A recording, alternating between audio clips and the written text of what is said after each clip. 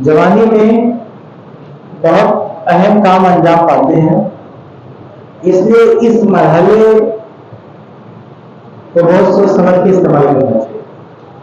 आप जानते हैं कि जन्नत में जब लोग जाएंगे तो जन्नत में रहने के लिए जो उम्र और जिंदगी का जो मरहला चुना गया वो जवानी है। जन्नत में सबके सब जवान होंगे।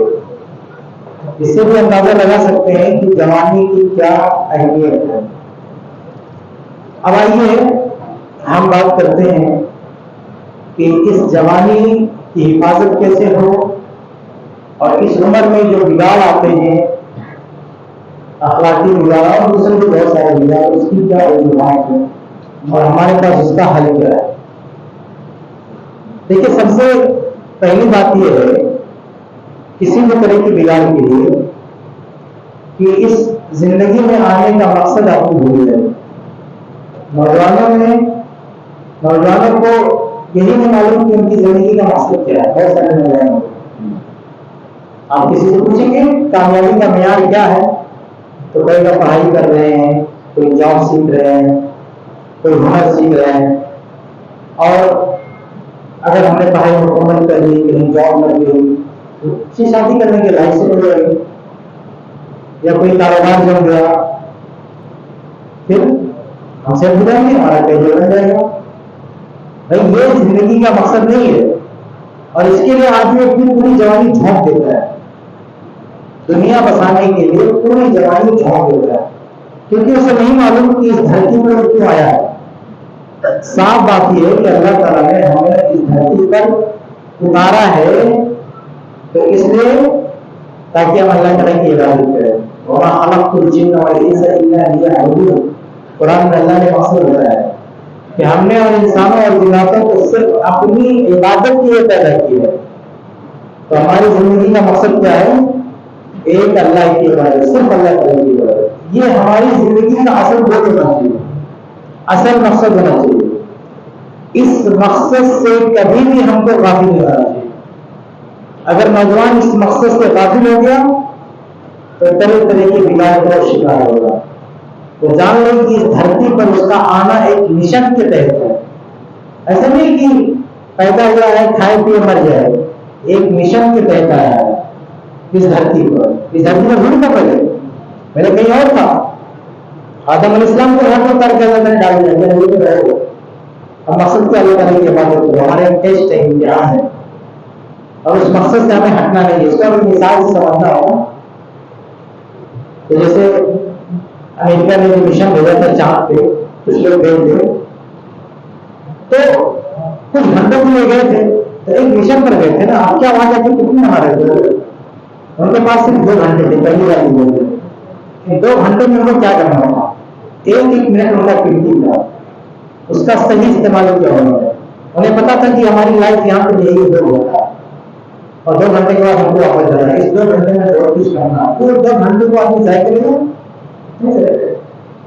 या धरती से उड़ान भर के दूसरे गोले पे गया है एक मिशन के लिए। तो ऐसे अल्लाह ताला ने कहीं और से हमको यहाँ उतारा है एक मिशन से।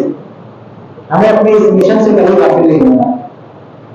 तो आदमी नौजवान सोचता है पूरी जवानी जो उसकी जिंदगी का असल रवैया है वो झोंक देता है किसी और मकसद के लिए। तो सबसे अहम मकसद क्या होना चाहिए हमारा? अल्लाह तबारक व तआला की इबादत और मरने के बाद जन्नत का हुसूल, ये सबसे अहम चीज होना चाहिए। कुछ भी करें, किसी भी फील्ड में रहें, दुनिया माल कमाना बुरी बात नहीं, बहुत अच्छी बात है, उसकी भी बड़ी फजीलत है, लेकिन असल जो मकसद है उससे गाफिल नहीं होना है। हर हाल में अल्लाह ताला की इबादत से जुड़े रहना है। अब अगर कोई ये सोचे कि मैं सेट हो जाऊंगा तब अल्लाह ताला की इबादत करूंगा, तो अपने सोच के हिसाब से कभी सेट नहीं हो सकता जिंदगी में कभी भी। अगर एक आदमी के पास एक बंगला हो जाए ना तो फिर टेंशन मान लेगा दूसरा कैसे होगा, दूसरा हो जाए टेंशन मान लेगा तीसरा कैसे होगा, कभी भी टेंशन फ्री हो नहीं सकता। अब क्या सोचते हैं कि हमारा एक गोल है दुनियावी एतबार से, वो हमको मिल गया तो हमें सुकून मिल जाएगा। नहीं, ये मिल गया तो उससे हम दुनिया से बता देंगे, समझ रहे? लेकिन इसलिए इससे गाफिल नहीं होना है। अल्लाह ताला की इबादत हर हाल में, चाहे बीमार है, चाहे सेहतमंद है, चाहे मालदार है, चाहे गरीब है, चाहे फकीर है, जो भी हालत है इससे हटना नहीं है। अल्लाह ताला की इबादत से बिल्कुल भी नहीं हटना, कैसे भी हालात हो ये जारी रहना चाहिए, ठीक है। और अगर इससे हम हटे तो सबसे बड़ा बिगाड़ हमारा यही है। और अल्लाह ताला की इबादत में सबसे अहम इबादत क्या है? नमाज में शेख ने तकलीफ की है। और अगर अपने आप को फहाशी से, अखलाकी बुराइयों से बचाना है तो नमाज की इबादत सबसे अहम मसला होता है कि नमाज ये बेहयाई से, फहिश बातों से हमको रोके। तो नौजवान अगर नमाजी होगा तो बुराइयों से महफूज होगा, बुराइयों से बचा रहेगा। हदीस में आता है कि शादी के वक्त दीनदार रिश्ते को तरजीह दे। कुछ लोग पूछे दीनदार लड़का है कैसे पता चलेगा? भाई पता नहीं कि नमाज पढ़ता है नहीं पढ़ता है। नमाज पढ़ता है तो दीनदार है, नमाज नहीं पढ़ता है करती है। ये मियार है। इस मियार पर हम क्या, इस मियार पर अल्लाह ताला भी क़यामत के दिन फैसला करेगा कौन अच्छा है कौन बुरा है। क़यामत के दिन जब जन्नत और जहन्नम के फैसले होंगे तो अल्लाह ताला जिस चीज को मियार बना के फिल्टर करेगा लोगों को कि कौन अच्छा है कौन बुरा है, वो नमाज है। अगर नमाज ठीक है तो सारा मामला ठीक है, नमाज में गड़बड़ी हुई तो सारा मामला गड़बड़ हो जाएगा। तो इसमें सबसे पहली चीज, पहली जिम्मेदारी क्या है कि नौजवान नमाजी बने, इबादत से जुड़े। अगर ये पाबंदी उसके अंदर आ गई तो जो दूसरी अखलाकी बुराइयां हैं उससे बहुत बच जाएगा, महफूज रहेगा। आगे बढ़ते हैं। अखलाकी बुराई की जो दूसरी बड़ी वजह है नौजवानों के पास, वह है वक्त का जिया, टाइम को मारना बिला वजह। देखिए कुछ लोग कहते हैं मैं टाइम पास कर रहा हूं, टाइम नहीं पास कर रहे, लाइफ पास कर रहे हो। ये जो जिंदगी है ना, अगर मौत आ गई तो एक मिनट कोई आपको देने वाला नहीं है। इसलिए अगर आपने अपनी जिंदगी का 1 घंटा जाया कर दिया तो समझ लीजिए कि आपकी जिंदगी का वो हिस्सा आपने चुरा के देख दिया। इसकी कीमत उस वक्त मालूम होगी जब आप बीमार हो जाएंगे, जब मौत का फरिश्ता पहुंच जाएगा, तब पता चलेगा कि 1 घंटा भी हमको मिल जाता तो हम उसके क्या करेंगे। तो जिंदगी का एक मिनट कीमती है। लेकिन नौजवान, बहुत सारे नौजवान वक्त को जाया करते हैं, उन्हें इसकी कदर नहीं है। वक्त की जो नेमत है, जिंदगी की जो नेमत है, जवानी एक नेमत है, जवानी को ऐसे जाया करते हैं। फ्री बैठे में कुछ नहीं कर रहे, ना इबादत कर रहे हैं, ना कोई कारोबार कर रहे हैं, ना कोई ढंग का काम कर रहे हैं, ना मुताला कर रहे हैं, ऐसे टाइम पास कर रहे हैं। तो ये नौजवान के सबसे, उसके बिगाड़ की सबसे बुनियादी होती है भी कि वो खाली बैठा हुआ, कुछ कर नहीं रहा है, अपने आप को मशगूल नहीं कर रहा है। इबादत कुछ नहीं तो इबादत ही में मशगूल कर रहे अपने बंदा, अपने आप को अल्लाह अल्लाह करे, लेकिन फालतू नहीं बन रहा है। फालतू बैठेगा उसका दिमाग खराब हो। तो ये वक्त बहुत कीमती है और इसको गनीमत जानना चाहिए। एक बार निकल गया तो भूलेगा नहीं। इमाम नसई रहमतुल्लाह ने सुनन कुबरा में एक रवायत नकल की है, सही रवायत है कि अल्लाह के रसूल सल्लल्लाहु अलैहि वसल्लम फरमाते हैं इग़तनिम खमसन क़ब्ल खमसिन, 5 चीजों को 5 चीजों से पहले गनीमत जानो। सबसे पहले क्या है? सबसे पहले हदीस में क्या है? शबाबक क़ब्ल हरमिक, अपनी जवानी को बुढ़ापे से पहले गनीमत जानो। कहा 5 चीजों को 5 चीज से पहले गनीमत जानो। उसके पहले नंबर पर सुनन नसई की रवायत में, वो कुबरा की रवायत में जो है, सबसे पहले नंबर पर शबाबक क़ब्ल हरमिक, बुढ़ापे से पहले अपनी जवानी को गनीमत जानो। जवानी में जो बंदा कर सकता है वो बुढ़ापे में नहीं कर सकता है। जवानी की इबादत में जो जान है वो बुढ़ापे की इबादत में नहीं है। तो गनीमत जानो, एक बार जवानी निकल गई ना तो दोबारा वापस नहीं आएगी। आप देखते रहिए, कभी दोबारा जवानी वापस नहीं आएगी। बहुत बड़ी नियमत है, इसको संभाल लेना। और एक दूसरी हदीस है सुनन तिरमिज़ी की, अब्दुल्लाह इब्न मसूद रज़ियल्लाहु ताला अन्हु, वो कहते हैं कि क़यामत के दिन अल्लाह ताला जो सवालात करेगा, 5 अहम सवालात होंगे। उसमें एक सवाल क्या होगा? वह अन शबाबिही फीमा अबला, अल्लाह ताला सवाल करेगा कि जवानी को कहां गुजारा, किस तरह जवानी को इस्तेमाल किया। आदमी क्या बोलेगा, फालतू बेकार बैठा हुआ था, मस्ती कर रहा था, टाइम पास कर रहा था, क्या जवाब देगा। इसलिए कभी फारिग नहीं, फालतू नहीं बैठना। ये जवानी में ये कुछ नहीं कर सकते तो अल्लाह रब्बुल आलमीन की इबादत तो कर सकते। तो इसलिए ये जवानी का जो मरहला है ये बहुत बड़ी नेमत है, इसे जाय नहीं करना। और याद रखना इस नेमत के बारे में अल्लाह ताला सवाल करेगा। अल्लाह के नबी सल्लल्लाहु अलैहि वसल्लम ने ताकीद की है कि बुढ़ापे से पहले जवानी को गनीमत जानो। और अल्लाह के नबी सल्लल्लाहु अलैहि वसल्लम ने यह भी बताया है कि अल्लाह ताला क़यामत के दिन पूछेगा कि तुमने अपनी जवानी को कहां गुजारा है। इसलिए इस जवानी को जाय नहीं करना चाहिए, उसका सही इस्तेमाल करना चाहिए। तो जो लोग वक्त का ज़िया करते हैं, अपनी जवानी में खाली बैठे हैं, आमतौर से लोग बिगड़ जाते हैं, किसी और रुख पर चले जाते हैं। तो खाली नहीं बैठना, कोई ढंग का काम करना, इबादत करना, अच्छे काम करना। खाली बैठना ये अखलाकी बिगाड़ की बहुत बड़ी वजह है।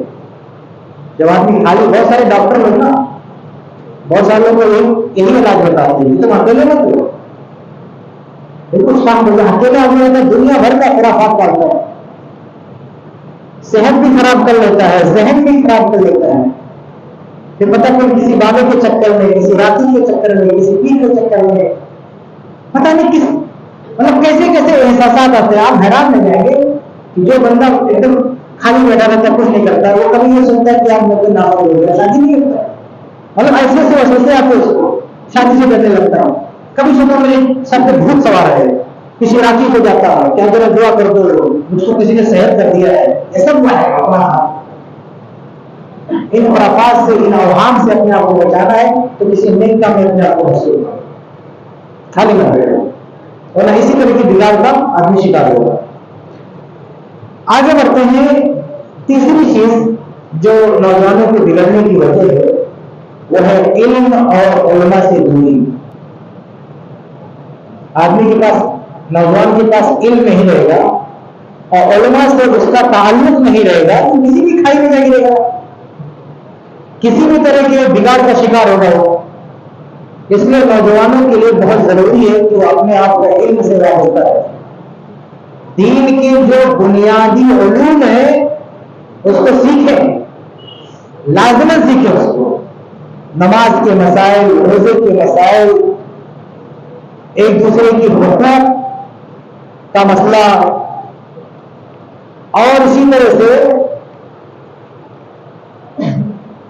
माली मसाइल।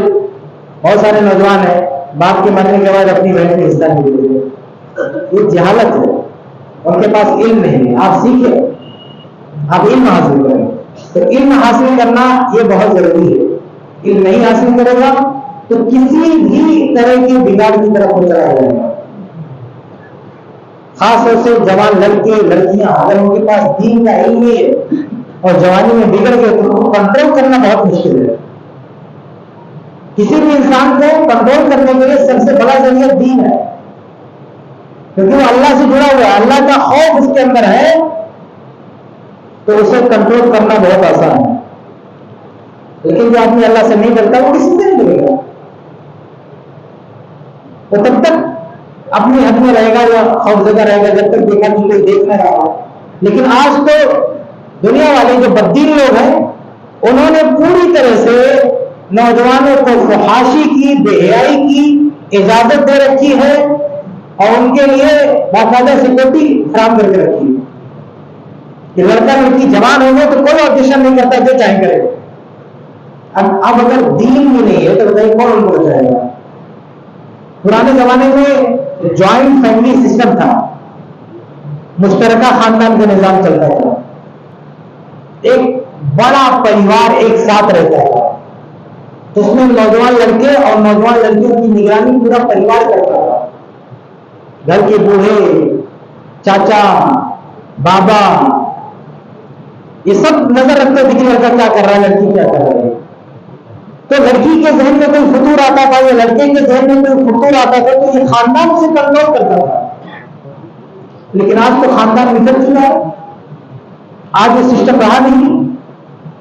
आज वो निगरानी नहीं रही, तो बताइए आज नौजवान लड़के और लड़कियां बिगड़ने लगेंगे तो उनको सुधारने के लिए कौन है? पहले अच्छा, समाज के अंदर भी इतनी फिक्र नहीं है, कोई किसी के बारे में फिक्र नहीं रखता, नफसी नफसी का आलम है। ये लड़का क्या कर रहा है करने दो। पुराने जमाने में अगर किसी गांव में कोई लड़का बदतमीजी कर रहा है, गलत हरकत कर रहा है, गांव पर कोई भी दूसरे को एक चमक मार देते थे। आज के बारे में अभी देखो उसके घर वाले क्या करते हैं। तो आज समाज का कंट्रोल नहीं है, लोगों का कंट्रोल नहीं है, परिवार का कंट्रोल नहीं है। तो अब आज नौजवान लड़के और लड़कियों के अंदर, उनके जिस्म में आपको ऐसा सिस्टम इंस्टॉल करना होगा जो आपको करते हुए। अब वही इल्म दीन का इल्म। पहले लेकिन लड़कियां नहीं पढ़ती थी, दीनी तालीम में, दुनियावी तालीम में कुछ भी नहीं, उनकी इज्जतें महफूज रहती थी क्योंकि खानदान की निगरानी में होती थी वो। लेकिन आज तो पापा की बनी उड़ गई जहां चाहे रही है, लड़का नहीं है, आजाद है, जहां चाहे जा रहा है। तो उसके पास कम से कम दीन का इल्म हो, यानी खुद उसके अंदर कोई ऐसी चीज होनी चाहिए जो उसको रोके बुराइयों से, और वो इल्म दीन है। तो इस दौर में अगर आप नौजवान लड़के और लड़कियों की इस्लाह चाहते हैं, अखलाकी बिगाड़ से बचाना चाहते हैं, तो इल्म दीन से उनको मुसल्ले करें, उनको दीन की तालीम दें।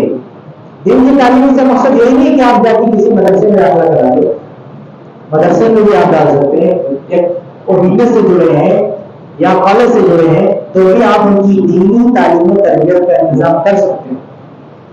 कुछ घंटे के लिए मस्जिद से छोटे हैं तो मस्जिद से जोड़े, मस्जिद में जो मकतब चल रहा है वहां उनको जोड़े, किसी आलिम के पास ट्यूशन पढ़ाए उससे उसको जोड़े, कोई प्रोग्राम हो रहा है उसमें उसको लेकर आए, जुमा का खुतबा हो रहा वक्त से पहले साथ में लेके आए, बच्चों को पाबंदी करें, लड़कियों को भी मस्जिद में भेजे जुमा को। यानी दीन सीखने के जो भी जराए हैं, चाहे वो मदरसा है, चाहे वो मकतब है, चाहे वो मस्जिद है, चाहे प्रोग्राम है, जलसा है, तकरीर है, खुतबा है, जुमा का दर्स व दुरूस है, कि कोई भी जरिया है दीन सीखने का, किताबें हैं, अच्छी किताबें, अच्छी बुक्स हैं, तो ये सारी चीजें नौजवान लड़के और लड़कियों के पास होनी चाहिए ताकि वो दीन सीखें। लेकिन आज हमारे नौजवान बच्चे बच्चियां दीन सीखने से ज्यादा उनका बहुत सारा मोबाइल में जाता है, और मोबाइल एक अब इस दौर में जब से एंड्रॉइड आया, जब से इतनी खतरनाक चीज है ये कि आदमी का पूरा वक्त चला जाता है, उससे कुछ एहसास नहीं होता। बच्चे जवान को जाने के लिए अच्छे अच्छे लोगों की जरूरत पड़ती, इसलिए बिला वजह बच्चों के हाथ में मोबाइल नहीं रहना चाहिए। आप कंट्रोल करें, मोबाइल के बजाय आप उसको किताब पढ़ने के आदि बनाए, प्रोग्राम में जाने का आदि बनाए, दीनी इल्म हासिल करने का आदि बनाए। मोबाइल भी दे रहे हैं तो उसमें भी आप महदूद कर सकते हैं एक्सेस उसका, उसमें भी दीनी प्रोग्राम की तरफ उसको आमादा करें, सुने, कोई ऑनलाइन क्लास है उससे जोड़ दें उसको, बच्चों को। बहुत सारे तरीके हैं, मेरा जो भी तरीका हो सकता है उनको दीन से जोड़ें। लेकिन एक और चीज है, क्या मतलब मैंने जो कहा ना कि दीनी इल्म से जुड़े होंगे, लेकिन इसमें एक खतरनाक बात की हो सकती है ना कि दीनी इल्म किससे सीखे, यानी दीन सीखने के चक्कर में कहीं जो हकीकी उलमा नहीं है उनसे न जुड़ जाए तो और तरफ हो जाएंगे और बर्बाद हो जाएंगे। तो दीन सीखना है, लेकिन उसके लिए बहुत जरूरी है कि आपको हकीकत में जो उलमा है आप वही से जुड़े। और मैं बहुत ही खुल के और साफ कर से कहता हूं, जो अहले हदीस उलमा है, जो सलफी उलमा है, सिर्फ उन्हीं को अपना उस्ताद बनाए दीन सीखने, इल्म दीन सीखने। जो मुनहरिफ उलमा है, जिनका अकीदा सही नहीं है, जिनका मसलक सही नहीं है, जिनकी खुद अपनी तरबियत सही नहीं, गर्चे दुनिया उनको आलिम मानती है, ऐसे लोगों से दूर है, जो ठीक नहीं। आप देखिए जिस तरह ईमान की हिफाजत जरूरी है, जैसे जान की हिफाजत भी जरूरी है। कोई कितना अच्छा डॉक्टर हो, कितना बड़ा डॉक्टर हो, कितनी बड़ी डिग्री हो, कितना बड़ा एक्सपीरियंस हो, लेकिन आपको पता चल जाए किडनी चोर है तो आप जाएंगे उसे इलाज कराएंगे नहीं, ये तो मार डालेगा आपको, इलाज के बहाने आपको बर्बाद कर देगा। तो आदमी जब जो है मेडिकल इलाज लेने की जरूरत होती है तो छान भटक के एक डॉक्टर को मुंतखब करता है, गलत डॉक्टरों के पास नहीं जाना चाहिए, सही डॉक्टरों की तलाश करना है। इसलिए दीन सीखने के लिए भी सही जो उलमा है उनकी तलाश बहुत जरूरी है। और आज के दौर में तो उलमा जाने दीजिए, जो गैर उलमा है ना वो भी सिखाने बैठे हुए हैं, यानी जो हकीकत में उलमा ही नहीं है। हमारे यहाँ उनको बल्कि मैं तो शायद सब जगह ऐसे लोगों को एक लफ्ज से याद करता है बरदर्स, यानी जो हकीकत में आलिम नहीं लेकिन वो इल्म सिखा रहे हैं, दीन सिखा रहे हैं। नहीं, जो प्रोफेशनल आलिम है, दीन इल्म का माहिर है, आप उससे दीन सीखिए। जो आदमी आलिम नहीं, अगर वो अपने दायरे में रहकर कुछ चीज बता रहा है तो अच्छी बात है, कोई दिक्कत नहीं है, लेकिन वो अपना दायरा फलांग जाए जहां उसको नहीं बोलना चाहिए वहां भी बोलने लगे तो ये आपको उस्ताद नहीं बन सकता। अभी आपको इलाज कराना, मैं मिसाल दिया था, मिसाल देता है, इलाज कराना हो तो अभी जगह जगह पे झोला छाप डॉक्टर बैठे रहते हैं, डॉक्टर नहीं है लेकिन वो कहता मैं इलाज करूंगा। बहुत सारे ऐसे लोग हैं जो अस्पताल में काम किए, डॉक्टर नहीं है, थोड़ा बहुत जानकारी मिल गई, अस्पताल में भी काम नहीं किया, इधर उसको पढ़ लिया और इलाज करने लग गए। आपको पता चलेगा कि ये डॉक्टर नहीं है, इसके बाद डिग्री क्या है, इलाज करेंगे। तो कितना भी हाके कि मेरे पास जो है इतना बड़ा तजर्बा है, मैंने इतनी किताबें पढ़ी है, इतनी डॉक्टरों से मिला, लेकिन नहीं, आप उसे इलाज नहीं करेंगे। आपको घर बनवाना हो, इमारत का नक्शा बनवाना हो तो इंजीनियर को आप तलाश करेंगे ना। एक आदमी बोले कि मैं किताबी इंजीनियर हूँ, कॉलेज से नहीं पढ़ा, बोलता घर पे मैंने यूट्यूब से पढ़ा है, किताबें पढ़ के भी इंजीनियर बना हूं, आप भगा देंगे उसको। आपका कोई केस चला जाए अदालत में, मुकदमे के लिए आपको वकील चाहिए तो आप उस वकील को हायर करेंगे जो बाकायदा प्रोफेशनल तरीके से पढ़ा हो, वकालत की डिग्री लिया हो। एक बंदा बोला मैंने कानून की किताबें बहुत पढ़ी है, कॉलेज में नहीं गया, मैं स्कूल नहीं गया मैं, लेकिन मुझे पढ़ना आता है, मैंने कानून की डिग्रियां पढ़ ली है, मैंने कानून की किताबें पढ़ी है। आप ऐसे आदमी को वकील के तौर पर मुंतखब करने के रिजेक्ट कर देते हैं। तो जिस तरह से प्रोफेशनल वकील के अलावा आप आम लोगों को वकालत के लिए नहीं चुनते हो। अभी एक जगह में था तो एक वकील साहब आए, तो वो कहने लगे कि मैं अल्हम्दुलिल्लाह एक जगह प्रोग्राम चलाता हूँ, खवातीन का भी दर्स होता है, वहां लोग भी आते हैं, उलमा भी आते हैं, मेरा लेक्चर होता है। तो मैंने कहा कि वकील साहब ऐसा क्यों नहीं करते कि हमारे लोगों को लेक्चर रखें और दीन ना सिखाए, हमको वकालत सिखाए, एक आध घंटे का कोई कोर्स हमको बताएं, वकालत सिखाते, मैं भी जाके केस लड़ूं 2-3 लोगों का। अरे मौलाना साहब ये आपसे कैसे बोला, मैं कहा ये हमसे नहीं होगा, हम 1-2 लेक्चर सुन के वकील नहीं बन सकते, आवाली बन जाएंगे। आप 1-2 लेक्चर पढ़ के सुन के आवाली बन जाएंगे, अगर आप आलिम बन सकते तो मैं वकील क्यों बन सकता। तो मेरे भाई ये भी ध्यान रहे कि जब आप सीखने निकले इल्म दीन तो वो आपको सिखाने वाला एक तो सलफी होना चाहिए, अहले हदीस होना चाहिए, अहले हदीस में भी आलिम होना चाहिए। घर जो अपने आप अहले हदीस कहता है, सलफी कहता है, आलिम नहीं है उससे मत सीखिए, उसको तो खुद सीखने की जरूरत है, आपको क्या सिखाएगा। तो इल्म बहुत जरूरी है अखलाकी तौर से अपनी हिफाजत करने के लिए, दीनी एतबार से भी, ईमान के एतबार से भी, हर एतबार से इल्म सीखना जरूरी है। और अगर इल्म नहीं रहा तो फिर हर तरह की गुमराही होगी। सही बुखारी की हदीस है। अच्छा, कुछ लोग एक और नारा आजकल लगाते हैं इल्म के बारे में, कहते हैं कि हमारे पास इल्म है लेकिन हम किताबी इल्म है, हम इल्मी किताबी है। तो इल्मी किताबी के ताल्लुक से सही बुखारी की हदीस है, असल जो इल्म होता है वो उलमा के पास होता है, किताबों में नहीं होता। किताबों में इल्म होगा नहीं, जब तक किताब को पढ़ने वाला आलिम ना हो, आप खुद किताब पढ़ के आपके पास इल्म हो सकता है। जैसे मेडिकल टेस्ट के लिए मशीन होती है ना, बड़ी बड़ी सोनोग्राफी की मशीन बहुत सारी, अभी मैं जाके कोई मशीन ऑपरेट करना शुरू कर दूं, ये ठीक नहीं भाई। डॉक्टर, उसके लिए डॉक्टर चाहिए, उस मशीन को ऑपरेट करने के लिए भी डॉक्टर चाहिए। तो ऐसे जो बड़ी बड़ी किताबें हैं उसको पढ़ने के लिए, हाथ लगाने के लिए भी आलिम चाहिए। ऐसे नहीं कोई भी जाके हाथ लगा दो, ये किताब ना उठाओ मैं पढ़ता सबको समझाता हूं, ऐसा नहीं। देखिए एक हदीस सही बुखारी की, अल्लाह के नबी सल्लल्लाहु अलैहि वसल्लम फरमाते हैं कि इन अल्लाह ला यक़बिज़ुल इल्म इंतिज़ाअन यंतज़िउ मिनल इबाद, कि अल्लाह ताला इल्म ऐसे नहीं उठाएगा कि इल्म पूरी इल्मी चीजें दुनिया से उठा ले, बंदों के पास जो कुछ ऐसी किताबें हैं, कुरान के नुस्खे हैं, ये सब अल्लाह ताला उठा ले, इस तरह इल्म नहीं उठाएगा। वलाकिन यक़बिज़ुल इल्म बिक़ब्ज़िल उलमा, लेकिन अल्लाह ताला इल्म उठाएगा उलमा को उठा के, यानी ये कुरान का नुस्खा रहेगा, हदीसें लाइब्रेरियों में रहेंगी।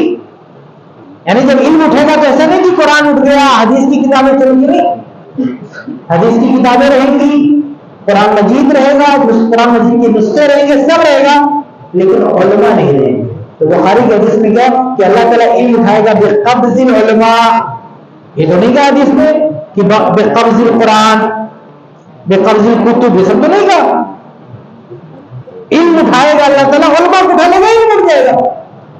फरमाया कि हत्ता इज़ा लम युबक़ि आलिमन, जब अल्लाह ताला किसी आलिम को नहीं छोड़ेगा, इन सबको उठा लेगा, किसी आलिम को बाकी नहीं रखेगा, तो इत्तख़ज़ अन्नासु रुऊसन जुहाला, तो लोग जाहिलों को अपना इमाम बना लेंगे, यानी वो जाहिल लोग किताब पढ़ने लगेंगे और वही लोगों के इमाम बन जाएंगे।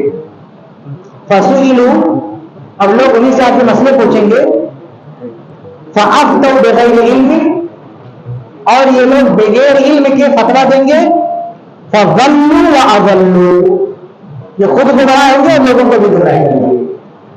तो इस हदीस से क्या पता चला, इल्मी किताबी ये गुमराही है, असल इल्म उलमा से मिलता है, किताब से नहीं। क्योंकि इल्म जब अल्लाह ताला उठाएगा तो किताब को नहीं उठाएगा, उलमा को उठाएगा, किताब रहेगी। मतलब यह है कि किताब रहते हुए भी आदमी गुमराह हो जाएगा, उलमा के रहते हुए गुमराह नहीं होगा। तो किताब को पढ़ने के लिए, उसका सही मफ़हूम बताने के लिए उलमा का होना जरूरी है। अगर आलिम नहीं रहेंगे तो लोग खुद से किताब सही तरीके से नहीं समझ सकते। सहाबे किराम अरबी जानने वाले थे, अरबी ज़बान से वाकिफ थे, लेकिन कुरान मजीद की कई आयात को समझने में उनसे चूक हुई। सहाबे किराम के मालिम थे हमारे नबी सल्लल्लाहु अलैहि वसल्लम, अल्लाह के नबी उनको बताते थे कि नहीं, इस आयत का ये मतलब है। ऐसे बहुत सारे वाक़ियात हैं, वक्त काफी चला जाएगा, मैं मिसाल दूं तो बहुत सारे सहाबा किराम ने कुरानी आयात पढ़ के, हालांकि वो अरबी में आए थे, लेकिन आयात पढ़ के उसका मतलब कुछ ना कुछ समझ गए, तो अल्लाह के नबी सल्लल्लाहु अलैहि वसल्लम करेक्ट किया, ठीक किया। आप देखिए कि अल्लाह ताला ने ऐसे कुरान, अगर सिर्फ किताबों के जरिए इल्म आ जाता तो नबी को भेजने की क्या जरूरत थी? कुरान की नुस्खे नाजिल कर देता, हदीस की किताबें नाजिल कर देता, हो गया। हर आदमी अपने घर में कुरान रख ले, हदीस रख ले, हो गया। लेकिन नहीं, अल्लाह ताला एक नबी बनाता है, पहले एक उस्ताद भेजता है, एक मुअल्लिम भेजता है, और फिर उसके जरिए से अल्लाह अपनी किताब की तालीम देता है। यानी नबी ने कुरान, सहाबे किराम को किसने सिखाया? सहाबे किराम ने खुद कुरान नहीं सिखाया, सहाबे किराम को कुरान सिखाया नबी ने, अपनी हदीसें सिखाई नबी ने, फिर सहाबे किराम ने अगले लोगों को उसी तरह से उस्ताद बन के सिखाया, और ये सिलसिला आज तक चलता है कि असातिज़ा सिखाते हैं। और ये सिर्फ दीनी मामले में नहीं, दुनिया का कौन सा इल्म है जो किताबों से लिया जाता है? मेडिकल लाइन का इल्म, इंजीनियरिंग का इल्म या वकालत का इल्म, कहीं कोई ऐसा सेटअप है कि किताबों से आदमी पढ़ के डॉक्टर बन जाए, किताबें पढ़ के आदमी वकील बन जाए, किताबें पढ़ के आदमी इंजीनियर बन जाए? कहीं ऐसा सेटअप है? अभी मैं वकालत की 2-4 किताबें पढ़ती हूँ, बोलो लाओ केस मुझे दो, मैं लड़ूंगा। आप वकील हो? हाँ वकील हो, मैं इल्मी किताबी वकील हूँ, तो केस देगा मुझको? मैं इल्मी किताबी डॉक्टर हूँ, तुम्हारा इलाज करता हूँ, तो इलाज करवाएगा? मैं इल्मी और किताबी इंजीनियर हूं, आप अपने घर का नक्शा बनाने के लिए देते मुझको? नहीं। तो इल्मी किताबी आलिम कैसे हो सकता है भाई? जब इल्मी किताबी कोई डॉक्टर नहीं हो सकता, इल्मी किताबी कोई वकील नहीं हो सकता, इल्मी किताबी कोई इंजीनियर नहीं हो सकता, तो इल्मी किताबी आलिम कैसे हो सकता? कैसे हो सकता है? तो बहरहाल इस वक्त नौजवानों की गुमराही का, उनके बिगाड़ की एक बहुत बड़ी वजह है कि उन लोगों ने अगर इल्म सीखे तो इल्म सीखने रहे, और सीखते भी है तो गलत रास्ते। इसलिए इल्म सीखना है और सही रास्ते से सीखना है, ताकि किसी तरह की बिगाड़ के शिकार ना हो। आगे बढ़ते हैं। अखलाकी बुराई की एक चौथी जो वजह है, इसको फजूर में, बेहयाई में नौजवानों का मुबतला हो जाना और इबादत से जो है दूर रहना। इबादत से अपने आप को दूर रहना। देखिए एक हदीस है कि जवानी में जो इबादत की जाती है उसकी क्या कदर और कीमत है। सही बुखारी की हदीस है, अल्लाह ताला क़यामत के दिन 7 किस्म के लोगों को अपने साए में जगह देगा। युज़िल्लुहुमुल्लाहु फी ज़िल्ली, अल्लाह अपने साए में जगह देगा। अपने साए से मुराद अर्श का साया है। ये इजाफत तशरीफी है। बाद रिवायत में अर्श का साया, बाद रिवायत में अल्लाह का साया। अल्लाह का साया मतलब जैसे बैतुल्लाह कहते हैं अल्लाह का घर, तो उसकी शर्त के लिए अल्लाह का साया, तो अल्लाह के साए में जगह देगा। उसमें नौजवानों का भी जिक्र है, वो शाबुन नशा की इबादत है, और ऐसा नौजवान जिसने अपने रब की इबादत में जवानी गुजार दिया, अपने रब की इबादत में जवानी गुजार दिया, अल्लाह रब्बुल आलमीन क़यामत के दिन अर्श के साए में जगह देगा। तो नौजवान की जिम्मेदारी ये है कि वो अल्लाह ताला की इबादत में जवानी गुजारे। जवानी में जो रुकू सजदा कर सकते हैं, आप बुढ़ापे में नहीं कर सकते। आज कितने लोग बगैर कुर्सी की नमाज ही नहीं पढ़ते। जवानी में आपको कुर्सी की जरूरत नहीं है। जवानी में उठना बैठना रुकू सजदा किसने सही ढंग से होता है। जब आप बूढ़े हो जाएंगे तब पता चलेगा कि आप तरस जाएंगे नमाज खड़े होकर नमाज पढ़ने के लिए, ढंग से रुकू करने के लिए, ढंग से सजदा करने के लिए आप तरस जाएंगे। इसलिए जवानी को गनीमत जानो, उसमें अल्लाह रब्बुल आलमीन की ढंग से इबादत करें।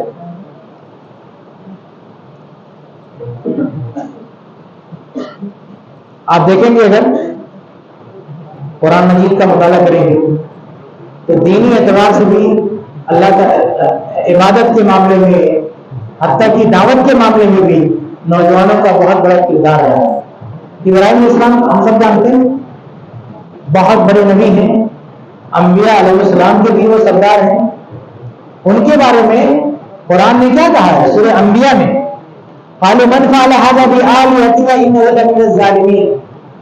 मुशरिकीन ने कहा कि हमारे माबूदों के साथ किसने ये हरकत की है, बहुत जालिम है। कालू, लोगों ने क्या जवाब दिया, समीना फतन, हमने एक नौजवान के बारे में सुना है, युकाल लहू इब्राहिम, उसे इब्राहिम कहा जाता है। एक नौजवान है इब्राहिम, उसने ये हाल किया है। तो इब्राहिम इस्लाम ने अपनी जवानी किस अंदाज से गुजारी है,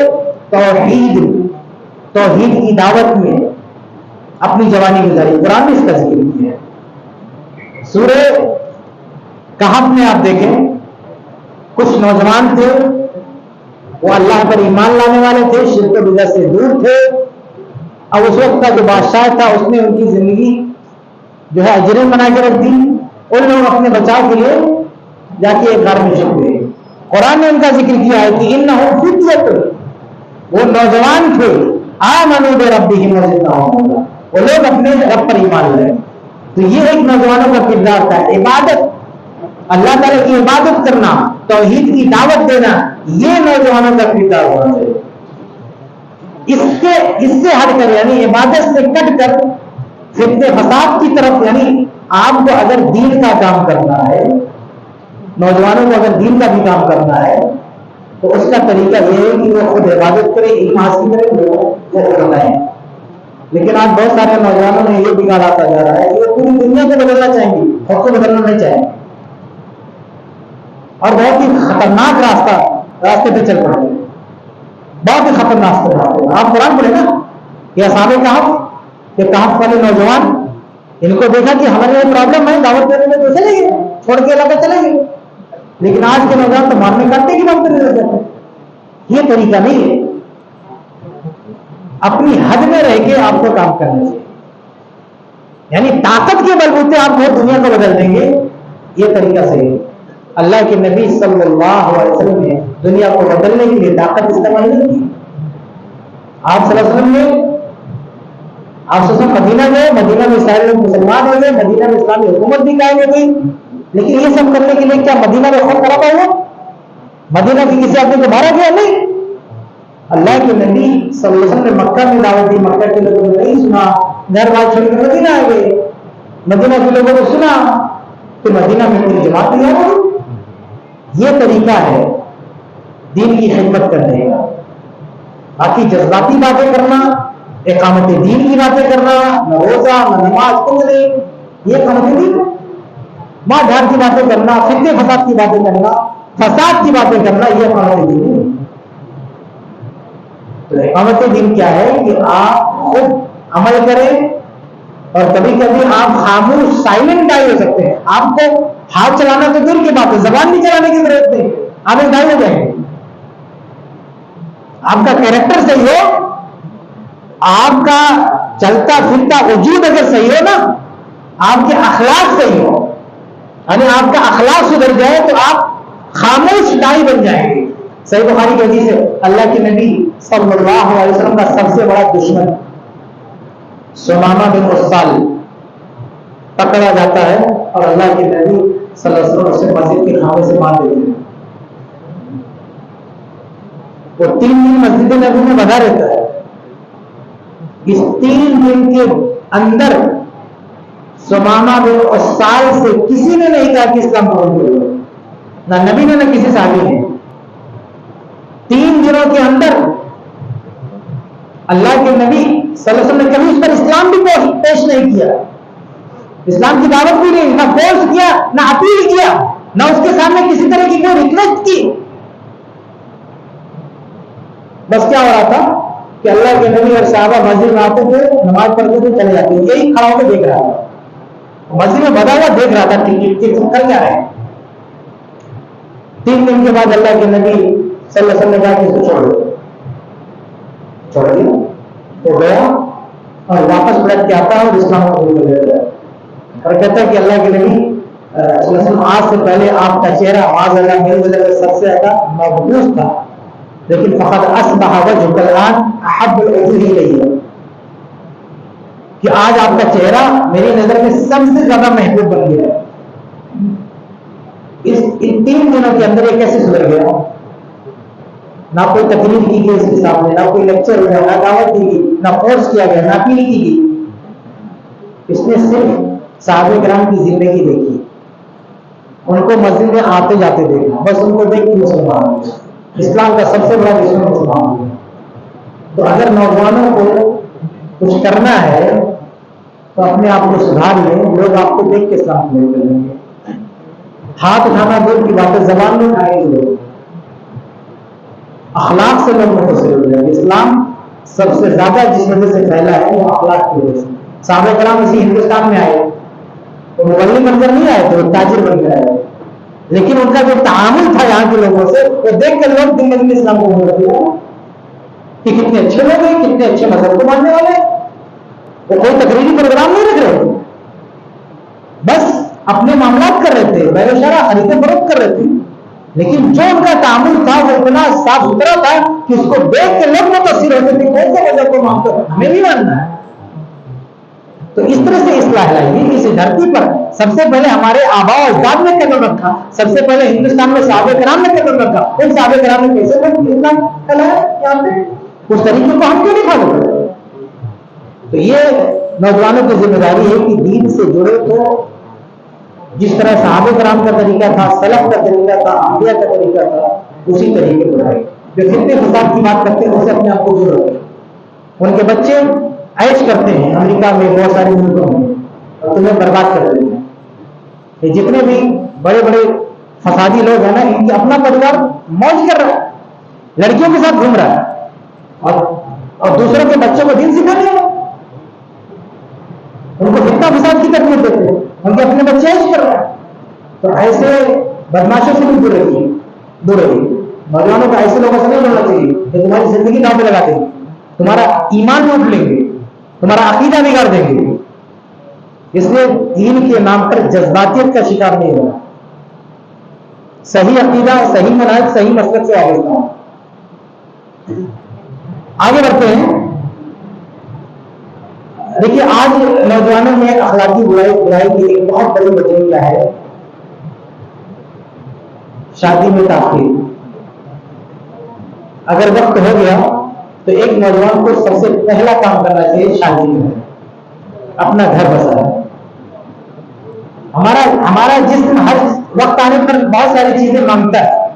छोटा बच्चा है तो दूध पीता है, खाने लायक हो जाता है तो खाना खाना शुरू कर देता है। जब बच्चा खाने के काबिल हो जाता है तो अगर उससे खाना नहीं देंगे, जो चीज सामने आएगी खा के खाना शुरू कर देगा, क्योंकि खाने लायक हो गया। उसे सही खाना देना पड़ेगा। सही खाना नहीं देंगे जो सामने का उठाएंगे वो डाल देगा। फिर आहिस्ता आहिस्ता ट्रेन होता है, बच्चा समझ जाता है कि वो यही खाना खाना है, और कुछ नहीं खाना। और बड़ा होता है बच्चा, तो जिंदगी में उसको जो जो चीज की जरूरत है वो सब वक्त उसका जिस्म डिमांड करता मांगता है।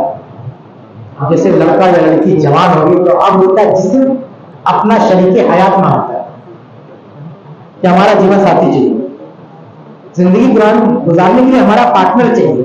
ये जिस्म की डिमांड होती है, जिस्म मांगता है। अब जिस्म की मांग पूरी नहीं करेंगे, जिस्म में बहुत बुरा समय है। फिर तरह तरह के जहन मुंतशिर होगा, तरह तरह के ख्याल आता है। इसलिए नौजवानों को अखलाकी बुराई से बचने के लिए सबसे अव्वली जिम्मेदारी है कि वक्त पर शादी करें।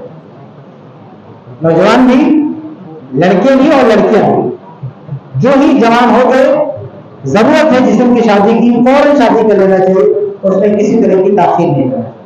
अल्लाह के नबी सल्लल्लाहु अलैहि वसल्लम की हदीस क्या असर उठाई, आपने नौजवानों को मुखातिब किया है।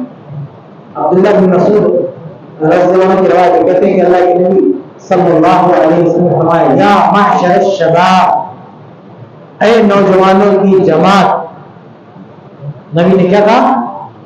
सल्लल्लाहु अलैहि वसल्लम कहा कि ऐ नौजवानों की जमात, मन इस्तताअ मिनकुमुल बाअत फलयतज़व्वज, तुम में से जो शादी की ताकत रखे वो शादी कर डाले। उसका बेनिफिट क्या बताया?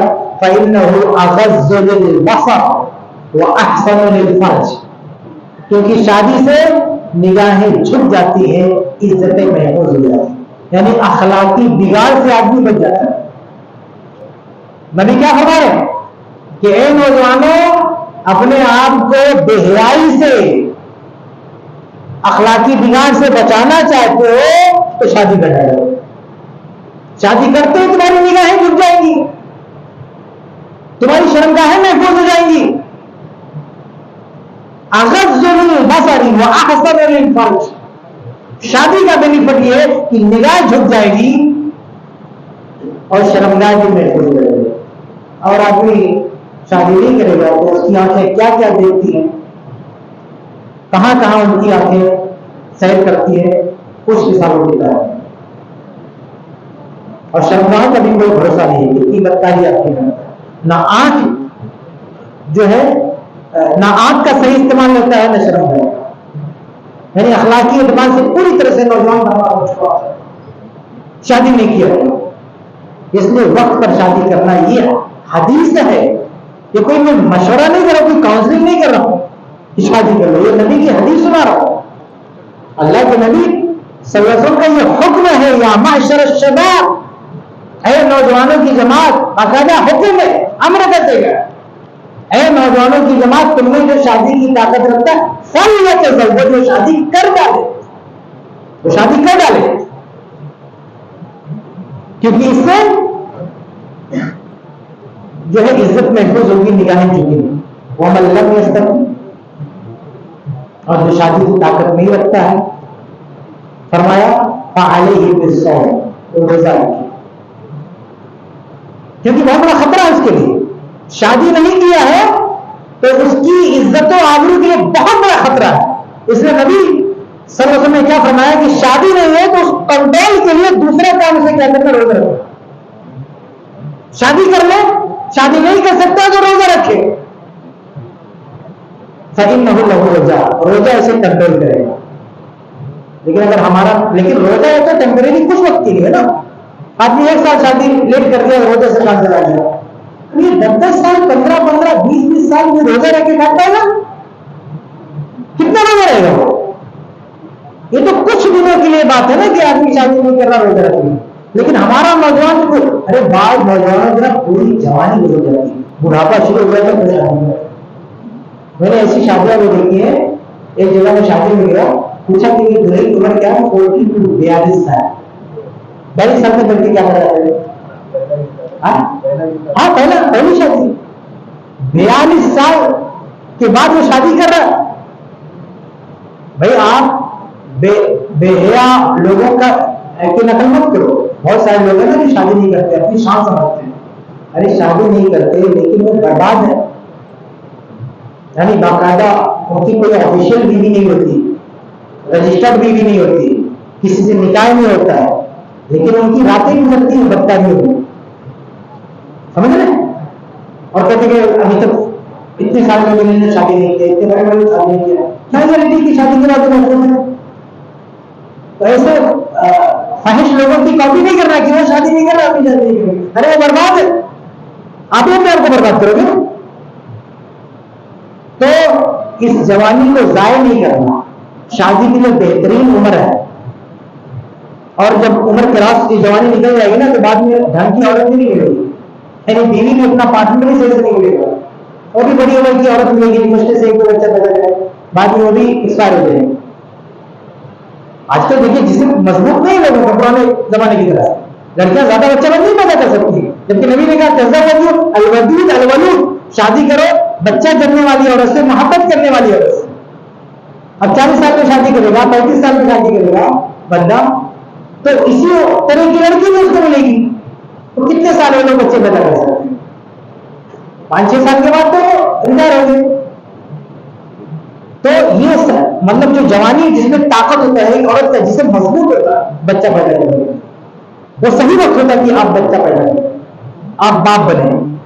और इसका एक बड़ा फायदा ये भी होता है कि देखिए आजकल लेट से शादी करने का एक नुकसान क्या होता है कि छोटे छोटे बच्चे बाबा से महरूम है, नाना से महरूम है, नानियों से महरूम है। जब आदमी पहले जल्दी शादी करता था, पहले शादी जल्दी होती थी, मेरी शादी भी 22 साल की उम्र में हुई, 22-23 साल की उम्र। तो जब जल्दी शादी करते तो लोग अपने बाबा को बल्कि दादा को भी देखते थे, बाबा और दादा पर दादा को भी देखते थे, ऐसे सी मतलब ऐसे से लोगों को देखते थे। लेकिन आज हालत ये है कि एक आदमी शादी करता है, बच्चा पैदा होता है, वो बाप के अलावा उम्र किसी को जानता ही नहीं कि कोई बाबा भी होता है, वो मर चुका होता है, बाप का बाप मर चुका होता है जब बच्चा पैदा होता है। और देखिए जवानी में आप शादी करेंगे, आपका बच्चा पैदा हुआ, आप बच्चे के लिए कुछ कर सकते हैं ना, आप बच्चे के लिए कुछ कर सकते हैं। परेशान हुआ बच्चा, बीमार हुआ, उसकी पढ़ाई का, उसके रोजी रोटी का आप इंतजाम कर सकते हैं, आपकी बाजू में जब है। अब 40 साल बाद आप शादी करेंगे, आपका बच्चा पैदा हुआ, 10 साल का आपका बच्चा हुआ, तो आप 50 साल के हुए, आप खुद बीमार हो गए, आपको खुद सारे के तो बच्चे के लिए क्या करेंगे? बच्चे के लिए क्या करेंगे आप? कौन क्या गारंटी है कि आप 40 साल बैठे रहेंगे तो बहुत अच्छी नौकरी मिल जाएगी, बहुत अच्छा जॉब मिल जाएगी, बहुत मालदार हो जाएगी? कोई गारंटी नहीं। इसलिए जवानी जाया नहीं करना चाहिए, वक्त पे शादी हो जानी चाहिए, बिना वजह इसमें ताखीर नहीं होनी चाहिए। इससे हर तरह का नुकसान है, इज्जत खतरे में है, बच्चों का वजूद खतरे में है, बीवी की सेहत खतरे में है, यानी तरह तरह की बीमारियों की जड़ आपके लिए। बगैर शादी के एक लड़की का को जिंदगी काटना और लड़की की जिंदगी काटना, ये दोनों अपने जिस्म को डैमेज कर रहे हैं, जिस्म को नुकसान पहुंचा रहे हैं, तरह तरह की बीमारियां पाल रहे हैं। तो बहरहाल हमारा मौजूद असल ये है अखलाकी बिगाड़, लेकिन हर तरह का बिगाड़ आएगा अगर बंदा वक्त पे शादी नहीं करेगा तो। इसलिए वक्त पर आदमी को शादी कर लेना चाहिए, बिला वजह शादी में ताक़ीद नहीं है। और शादी इसकी वजह भी है कि हमने शादी को इतना मुश्किल बना दिया है, तो शादी को आसान बनाया, आसानी के साथ जहां रिश्ता लग रहा है रिश्ता कर लीजिए, अच्छे रिश्ते की तलाश में अपनी जिंदगी बर्बाद मत कीजिए। आगे बढ़ते हैं। एक और चीज है जो आज के नौजवानों में बिगाड़ का सबब है, वो बेरोजगारी है।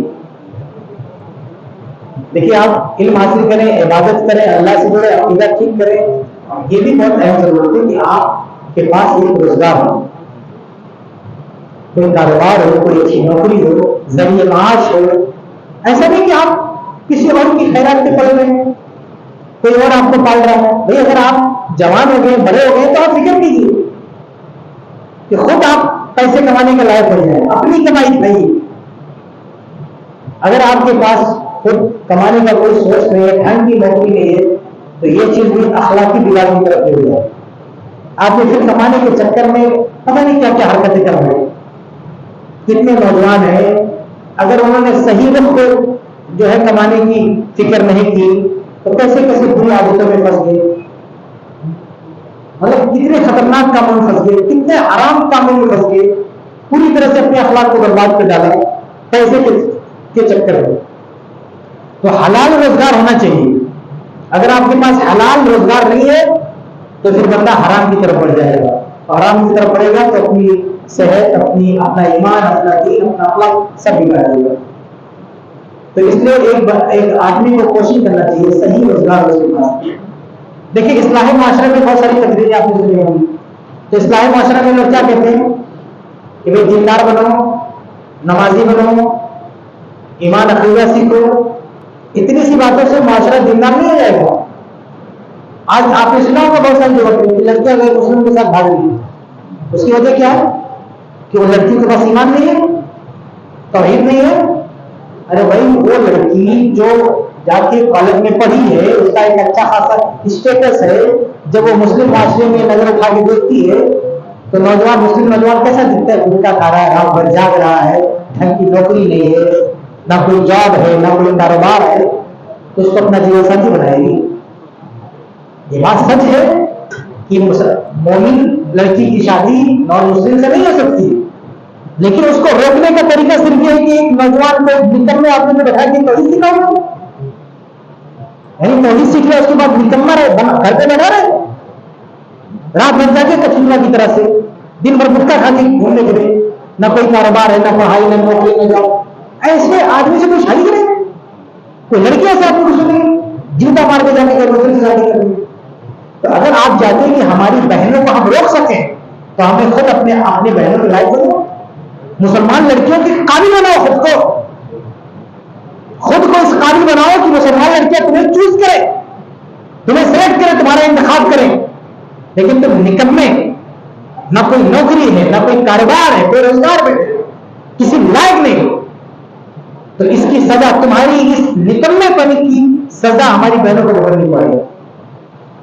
मैं सपोर्ट नहीं कर रहा हूं कि उनका जाना सही है, लेकिन उसका इलाज सिर्फ तकलीफ करना नहीं है कि उन लड़कियों को बोला कि काउंसलिंग करो, तौहीद सिखाओ। उसका असली इलाज ये है कि उसका बदल पैदा करो। अगर उन लड़कों से उनको मना करो तो यहां लड़के उनको लाके दो तैयार करके। तो हमारे नौजवान इस वक्त पूरे मुल्क में मुसलमान नौजवान सबसे ज्यादा पिछड़ा हुआ है, माली एतबार से, रोजगार के हिसाब से सबसे ज्यादा। उसकी कहीं ना कहीं एक वजह एक है ना, ये कि बस यानी तकदीर पर ईमान, वो अलग मौजूद हो जाएगा। तकदीर पर ईमान सोचता है जो मुकद्दर होगा वही रहेगा, घर का पैसे मिलेगा। मुकद्दर में काम नहीं रहता, सिर्फ रोजी नहीं रहती, रोजी कनेक्ट रहती है काम से। अगर आपके मुकद्दर में रोजी लिखी है ना, तो रोजी का जरिया भी लिखा हुआ है। तो अगर आप रोजी का जरिया नहीं इख्तियार करो तो सोचो रोजी भी नहीं आने वाली है आपके पास। अरे भाई अल्लाह ताला ऐसे आसमान से बारिश होगी, सोना गिरेगा ऊपर हमारी जेब में कि मुकद्दर में लिखा तो आपको हमारी जेब में गिरेगा? अरे भाई मुकद्दर में रोजी लिखी है तो रोजी का जरिया भी लिखा होगा कि ये कहीं जॉब करेगा, कारोबार करेगा, तिजारत करेगा, वो भी लिखा होगा। तो अगर एक आदमी घर पे बैठा हुआ है तो उसे समझना चाहिए कि शायद हमारे मुकद्दर में रोजी नहीं है। अगर रोजी होती तो मेरे पास कोई जरिया नहीं होता रोजी का। तो इसलिए बेरोजगार रहना ये नौजवान के बिगड़ने की बहुत बड़ी जरिया, बल्कि नौजवान लड़कियों की बिगड़ने की बहुत बड़ी वजह क्या है? हमारे नौजवानों का बेरोजगार होना। मुस्लिम नौजवानों का बेरोजगार होना, किसी लायक नहीं होना, ये चीज वजह बन रही है मुस्लिम लड़कियों की बैठने की।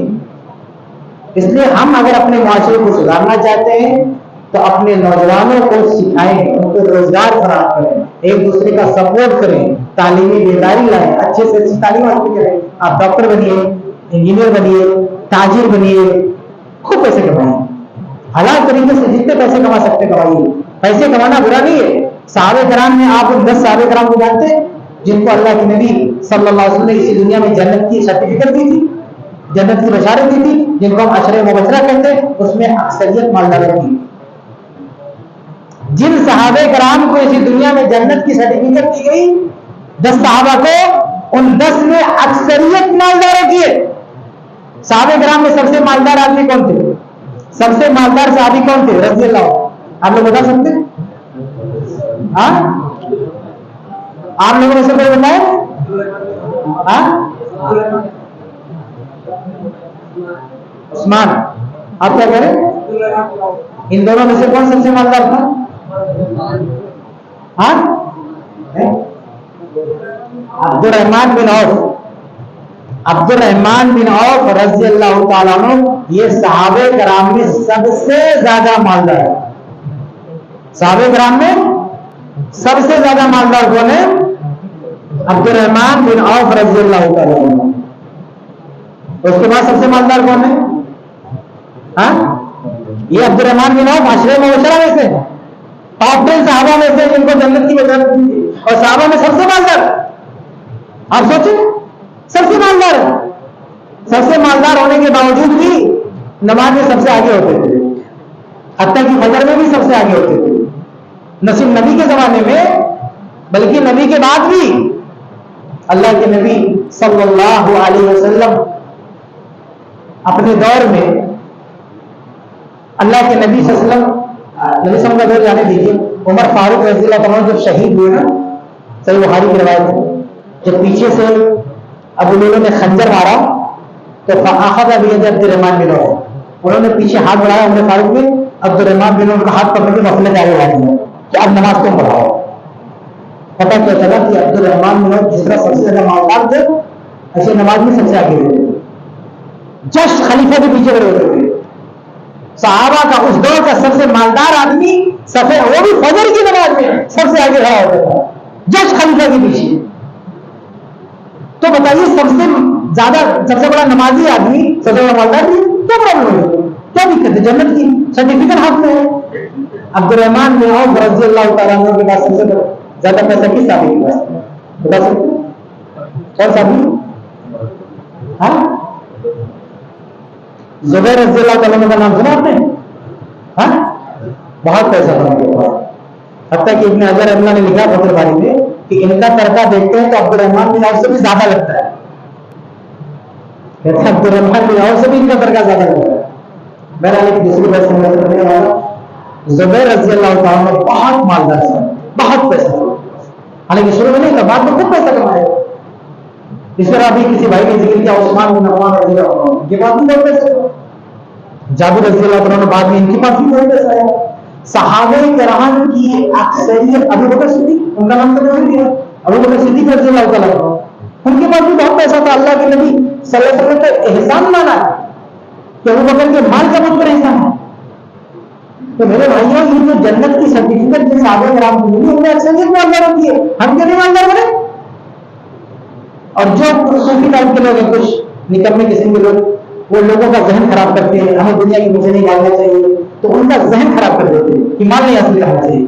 इमाम इब्न जौज़ी रहमतुल्लाह ने तलबीस इब्लीस में ऐसे लोगों की अच्छे से मरम्मत की है। जो लोग नफरत दिलाते ना माल के खिलाफ, मेरे पास वक्त में आप पढ़िए तलबीस इब्लीस, उर्दू में तर्जुमा भी हो चुका है। ऐसे लोग की अच्छी क्लास ली है जो माल से नफरत दिलाते हैं। माल बहुत अहम चीज है। हाँ भाई, उसका गलत इस्तेमाल कितना है इससे इनकार नहीं। औरत भी तो कितना है, तो क्या आप शादी ना करें? भाई हदीस में औरत को भी कितना कहा गया, शादी ना करें। औलाद को कितना कहा गया, तो बच्चे ना बचेंगे आपके। भाई शादी करें अच्छी नेक औरत से, बच्चे पैदा करें नेक बनाए, ऐसे माल कमाए और अल्लाह के हलाल माल कमाए, अल्लाह के रास्ते में गए, कोई दिक्कत नहीं। तो नौजवानों की बिगड़ने की एक वजह बेरोजगार होना नहीं, न सिर्फ वो बिगड़ रहे हैं उसकी वजह से, बल्कि लड़कियां भी बिगड़ रही है, पूरा खानदान भी बिगड़ रहा है। बच्चों की अगर बेरोजगार रहेगा तो अपने बच्चों की सही से तरबियत नहीं कर पाएगा, माँ बाप के हुकूक भी नहीं अदा कर पाएगा, माँ बाप से नहीं करेगा। तो ये भी एक वजह है। आगे बढ़ते हैं। नौजवानों में एक और अखलाकी बिगाड़ आजकल हमको देखने को मिलती है, वो है, और उस बिगाड़ की वजह भी है, दूसरे बिगाड़ की वजह भी, अखलाकी बिगाड़ की वजह भी है, वो है वालिदैन से बगावत, माँ बाप से बगावत। जो बच्चे अपने माँ बाप से बागी होते हैं, बगावत करते हैं, उनका अखलाक भी अच्छा नहीं होता। खासतौर से लड़कियां, ये अपने माँ बाप से बगावत करती हैं, अपने मन पसंद का रिश्ता जारी करती हैं, किसी प्यार मोहब्बत के नाम पे किसी का भी हाथ पकड़ लेंगे और भूल जाएंगे अपने उस माँ बाप को जिसने बचपन से पता नहीं किन मुश्किलात का सामना करते हुए पाल वर्ष के बड़ा किया, और घर छोड़ के चली जाएगी, डायलॉग बोलते हुए चली जाएगी। कितनी मासूमियत से, कि हमें अपनी जिंदगी को फैसला करने का हक नहीं है क्या? मतलब कैसी खतरनाक शैतानी बातें हैं। किसने कहा है कि औरत को अपनी जिंदगी का फैसला करने का हक नहीं? इस्लाम ने जो बाप को रखा है लड़की के लिए वली, वो इसलिए रखा है ताकि उसकी रखवाली के लिए, ताकि वो बहक ना जाए लड़की। इसका मतलब नहीं कि लड़की को मजबूर किया गया। आप बताइए भैया, ड्राइविंग लाइसेंस के गाड़ी चला सकते हो? नहीं चला सकते। हुकूमत की तरफ से जो इसका शोभा, उस शोभे की तरफ से, ड्राइविंग में जो शोभा उसकी तरफ से परमिशन जरूरी है ना, लेकिन उसके अप्रूवल पे आप ड्राइव नहीं कर सकते। तो क्या मतलब, आपकी आजादी छीन रहे हो? बोले कि क्या क्या मुझे आजादी नहीं अपनी नाम से गाड़ी चलाने की? तो आजादी है, लेकिन पहले साबित तो करो उस लायक है कि नहीं। तो लड़की भी आजाद है रिश्ता चुनने के लिए, लेकिन साबित करेगी, चुनाव उसका सही से चुनेगी नहीं चुनाव। तो बाप को इसलिए बैठाया गया कि बाप जो है उसके पसंद नापसंद को रिव्यू कर सके कि वो ठीक है कि नहीं, उसको वेरीफाई कर सके, सही अगर कहीं गलती हो रही तो उसकी इस्लाह करे। इसलिए बच्चियों को बगावत नहीं करना चाहिए, लड़कों को भी बगावत नहीं करना चाहिए। किसी भी लड़की का हाथ पकड़ लिया और माँ बाप की मर्जी गलत जाती है। साहबे कराम की हम जिंदगी पढ़ेंगे तो साहबे कराम ने कभी जिद नहीं किया अपनी मन की शादी। सही बुखारी में कितनी मशहूर हदीस है, इब्राहिम अलैहिस्सलाम ने इसे इशारा किया अपने बेटे इस्माइल अलैहिस्सलाम को कि घर का चौका बदल देना। इशारा पाते ही बच्चे ने तलाक दे दी। सही बुखारी की हदीस है कि अब्दुल्ला इब्न उमर रज़ियल्लाहु ताला अन्हु के बेटे, उमर फारूक के बेटे अब्दुल्ला इब्न उमर अल्लाह के नबी सल्लल्लाहु अलैहि वसल्लम के पास आते हैं तो कहते हैं, अल्लाह के रसूल, मैं अपनी बीवी से बड़ी मोहब्बत करता हूँ, लेकिन मेरे वालिद उमर फारूक कहते हैं बीवी को तलाक दे दो, मैं क्या करूं? अल्लाह के नबी कहते तलाक दे दे, तेरा बाप कहता है तो तलाक दे दे, छोड़ दे। हालांकि अब्दुल्ला इब्न उमर भी अपनी जगह पे बहुत बुजुर्ग साहबी है, बहुत नेक साहबी है, तो कहते मैं अपनी बीवी से मोहब्बत नहीं कर रहा हूं, लेकिन अल्लाह के नबी सल्लल्लाहु अलैहि वसल्लम ने फरमाया कि जब उमर कह रहा है कि तलाक दे दो तो तलाक दो।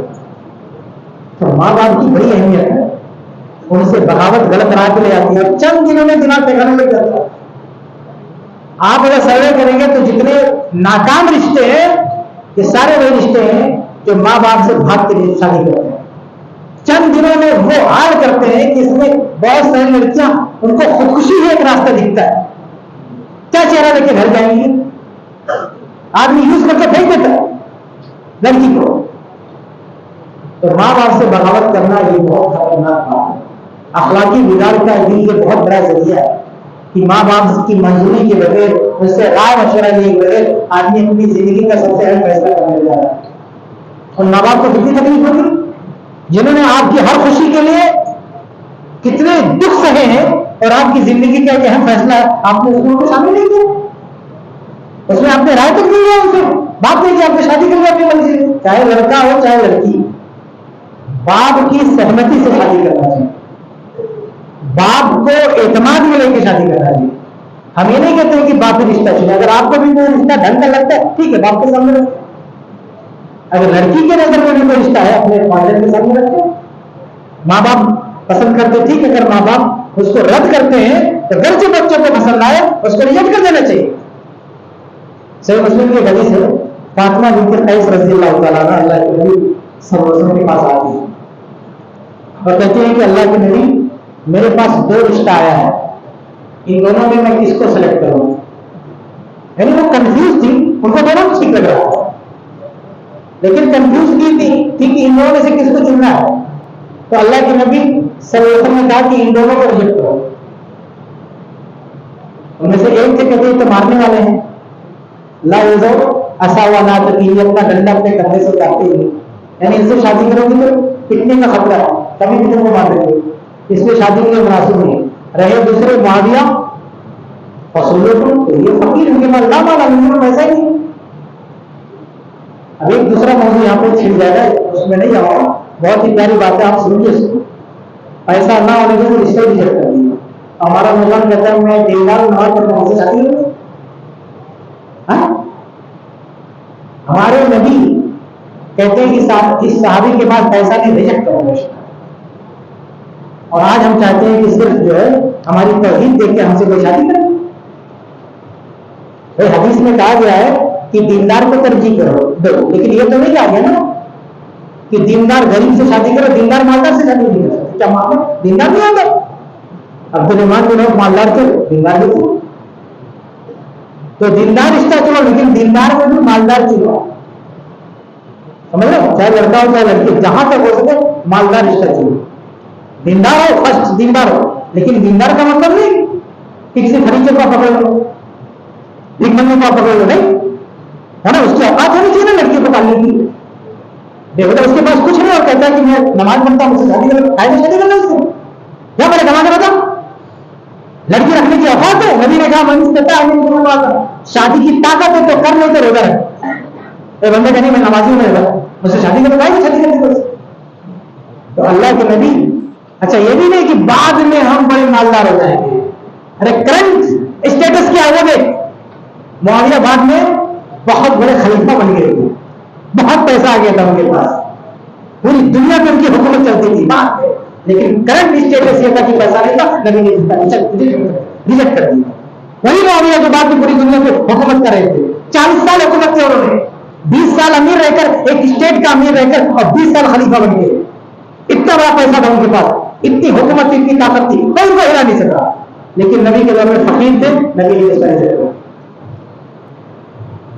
अल्लाह के नबी सल्लल्लाहु अलैहि वसल्लम ने कहा कि अन की उसामा, तो ऐसा करो उसामा से शादी करो, उसामा की जिद। तो कहती फकही तू हो, फातिमा कहती है, फातिमा बिन्त कैस कहती है कि अल्लाह के नबी सल्लल्लाहु अलैहि वसल्लम ने दोनों को रिजेक्ट किया, तीसरा रिश्ता सेलेक्ट किया, लेकिन मुझे पसंद नहीं आया। लेकिन चूंकि नबी ने सजेस्ट किया था, कर लिया। करने के बाद कहती है कि मैं शादी कर चुकी और बाद में जब मेरा घर चलने लगा तो दूसरी औरतें रश कर दी थी। ये कितनी प्यारी जोड़ी है। तो शादी के वक्त नबी का फैसला, आम आदमी नहीं, नबी का जो मशवरा था वो एक सहाबिया को मुनासिब नहीं लग रहा, लेकिन उस सहाबिया ने सरेंडर किया अपने आप को कि नबी का मशवरा है। लेकिन शादी के बाद वही सहाबिया अपना बयान बदल देती है कि शादी के वक्त तो मुझे ठीक नहीं लग रहा था, लेकिन बाद में इतनी खुशहाल जिंदगी मिली हमको कि शौहर के साथ कि और औरतें रश करती थी। तो ऐसे बाप जब सेलेक्ट करता है रिश्ता ना, तो बच्चों को उस वक्त ठीक नहीं लगता है, लेकिन आगे चल के बच्चों को पता चलता है कि यह रिश्ता कितना मुनासिब था। एक बच्ची की नफ्सियात को, एक बाप ने अपने बच्ची को पाला, वो जानता है कि मेरी बच्ची कहां फिट हो सकती है। अब जज्बात में आकर लफ्ज के चक्कर में शादी कर लेगी और 10 दिन के बाद मांगे भगा देगा उसको। बाप जानता था उसके साथ नहीं रह पाएगी, बाप जानता है। 15 साल तक जिसको पाल पोस के बड़ा किया, बाप जानता है मेरे बेटा किस तरह की लड़की के साथ रह पाएगा, मेरी लड़की किस तरह की लड़की के साथ रहेगा। इसलिए माँ बाप के फैसले की इज्जत करो। नौजवानों को बगावत नहीं करना चाहिए माँ बाप से।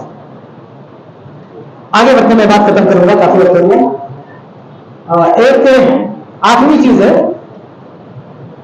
जो नौजवान को बिगाड़ती है, नौजवानों को, वो बुरी सोहबत, बुरे लोगों के साथ उठना बैठना नहीं होना चाहिए। अल्लाह के नबी बाकायदा हदीस से सही बताएंगे, जिसमें अल्लाह के नबी सबने मिसाल दिया कि अच्छे दोस्त की मिसाल ये है, यानी जो आदमी अच्छे दोस्त के साथ बैठता है उसकी मिसाल ये है जैसे आदमी खुशबू वाले के पास बैठता है तो उसको खुशबू मिलेगी, और बुरे आदमी के साथ बैठता है वो जैसे कोई बाहर के साथ बैठता है, बदबू आएगी या परेशान होगा उसके साथ। तो हमें अच्छे साथी चुनना चाहिए, अच्छे दोस्त चुनना चाहिए। जो फासिक फाजिर हैं, बेहुदा बातें करते हैं, टाइम पास करते हैं, लड़कियों की बातें करते हैं, फिजूल की बातें करते हैं, ऐसे लोगों से दूर रहो। ऐसे लोगों को अपना दोस्त मत बनाओ। दीनदार लोगों को दोस्त बनाओ, आपको दीनदारी मिलेगी। बुरे लोगों को दोस्त बनाओगे तो बुराई आपको मिलेगी। इसलिए नौजवानों के बिगड़ने की एक वजह सोहबत भी है। ये सोहबत देखिए, इस वक्त जितने लोग, देखिए हम में से कौन नहीं जानता कि सिगरेट बिना नहीं चाहिए, हर कोई जानता है, कोई सिगरेट नहीं पीना चाहता है। ये बुरे दोस्त की देन होती है, उसका जी करता है। एक कस्टे का थोड़ा सा पिलाएगा और बाद में आगे बढ़ जाएगा, जिंदगी भर नहीं। ये दोस्तों से, ये बीमारी दोस्तों से आती है। अगर एक आदमी अच्छे आदमी के साथ बैठे, कभी सिगरेट नहीं पीता जिंदगी भर, पहली बार पिएगा उसको उल्टी आ जाएगी, बहुत परेशान हो जाएगा, लेकिन उसका दोस्त उसको बिगाड़ता है। तो जो सिगरेट पीने वाले हैं, ऐसे दोस्तों से दूर रहो, वरना ये तो सिगरेट तो आपकी जान ले लेगा, इतनी खतरनाक चीज। तो बुरे लोगों से दूर रहो। जितने भी बुरे लोग हैं, बेहिया लोग हैं, बेशर्म लोग हैं, बेनमाजी लोग हैं, ऐसे लोग अपना दोस्त न बनाओ, वरना बिगाड़ पड़ेगा। आगे बढ़ते हैं। हमारे नौजवानों के बिगड़ने की एक नौवीं चीज जो आजकल बहुत आम हो रही है, वो नशे का शिकार होगा। नशे की लत भी बहुत सारे नौजवानों को हो गई, जबकि नशा हराम है किसी भी माने में। चाहे शराब हो, सबसे बड़ा नशा वो होता है, चाहे सिगरेट हो, तंबाकू हो, गुटखा हो, किसी भी तरह का नशा हो, कुल मुस्किल हराम। हर नशा लाने वाली चीज हराम है। और ये नशे में जब आदमी आ जाता है तो उसको होश नहीं रहता, वो नशा भी उसको बुराई की तरफ ले जाता है।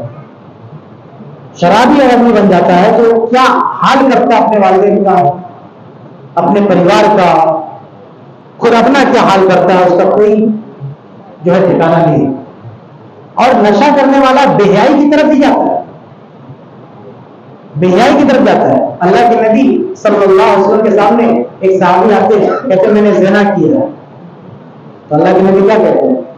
पागल हो गए क्या? वही पागल नहीं। तो अल्लाह के ने सहाबी कराम से कहा इसका मुंह जो कहीं इसने शराब नहीं किया, तो ये शराब पीता है उस तरह की बातें करेगा, बेहयाई की बातें करेगा। तो शराबी बेहया हो जाता है, बिगड़ जाता है, उसका अखलाक नहीं रह जाता। इसलिए मुसलमान नौजवान को शराब की लत नहीं लगनी चाहिए। हराम है, गुनाह कबीरा है, बहुत छोटा मोटा गुनाह नहीं, बहुत बड़ा गुनाह। इस्लामी हुकूमत है तो तोड़े मारे जाए ऐसे लोगों को। तो नशे वाली चीजों से दूर रहिए। और इससे दूर रहने का तरीका क्या है? ऐसे बच्चों से दूर रहिए, ऐसे दोस्तों से दूर रहिए जो नशे के आदी है।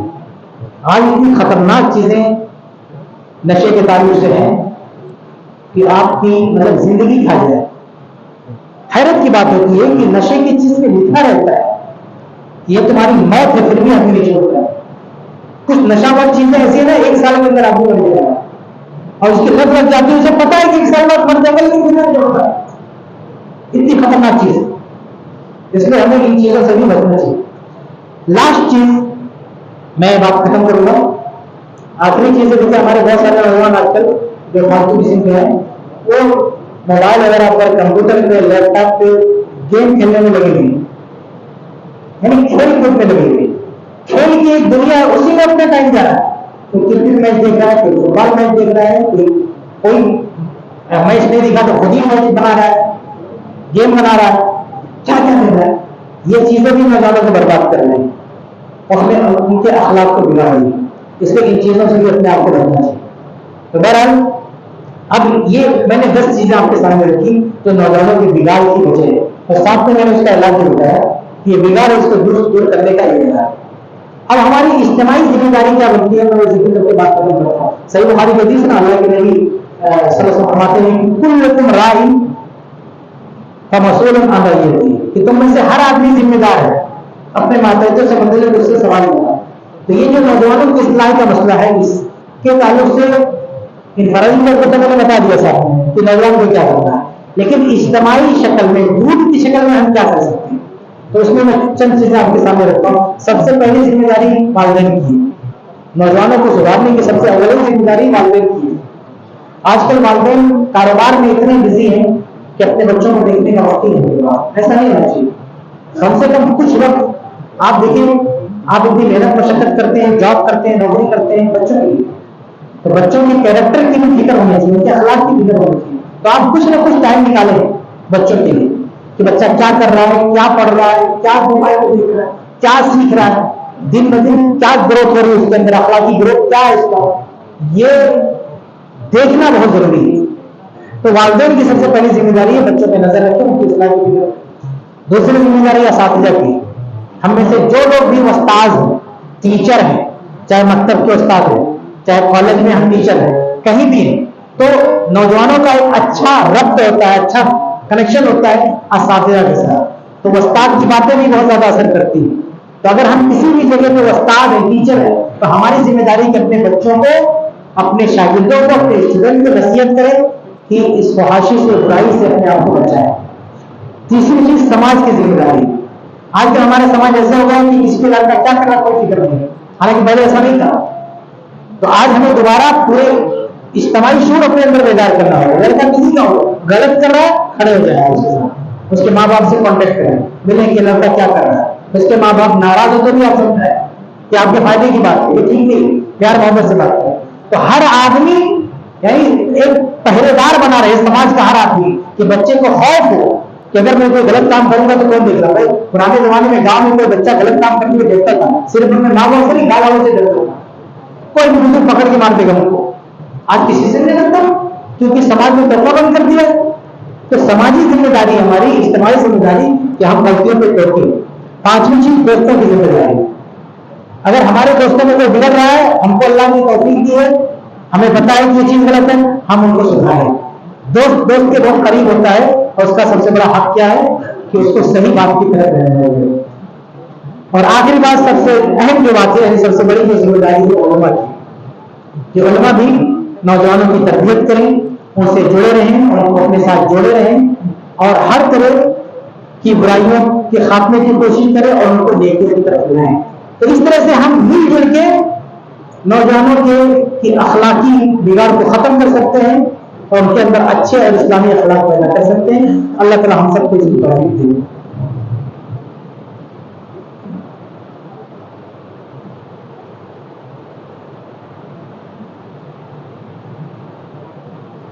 वो सवाल थे।